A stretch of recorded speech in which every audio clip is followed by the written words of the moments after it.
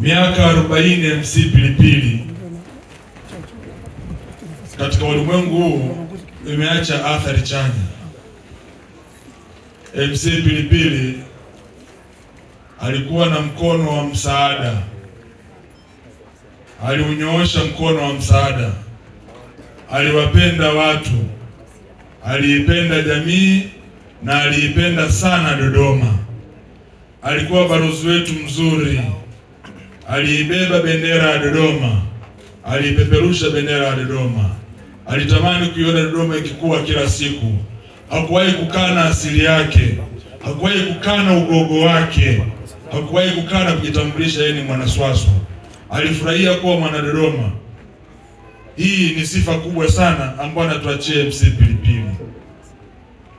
Lakini baba amesema hapa, MC Pilipili alikuwa anakwenda kuwatafuta watu vijijini ambao sio ndugu zake, hawamuhusu, kwa ajili ya kuwapa furaha, kwa ajili ya kuwapa faraja, kwa ajili ya kuwapa matumaini. Ametuachia somo kubwa sana la kuwapenda wenzetu. Leo Emmanuel amelala. Wema huwafuata watu kwa wema wao na ubaya huwafuata watu kwa ubaya wao. MC Pilipili alikuwa mtu mwema. Aliowatendea wema wengi. Leo wanaweza wasiwe na nafasi ya kurudisha wema kwa MC Pilipili. Mimi niwaombe, ni hulka yetu sisi.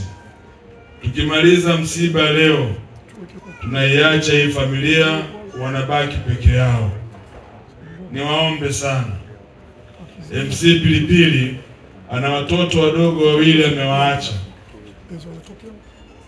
Kama tulishindwa kumtendea wema yeye, tuwatendee wema hawa watoto wadogo. Kwa sababu ya ukaribu wake kwangu, kwa sababu ya urafiki wake kwangu, mimi kama sehemu ya wale waliowatendea wema, na wachukua watoto wake hawa wawili, nitawasomesha kadri ya Mwenyezi Mungu atakavyojalia. Kwa sehemu ya kuenzi wema wa MC Pilipili. Asanteni sana, Mungu awabariki na poleni sana.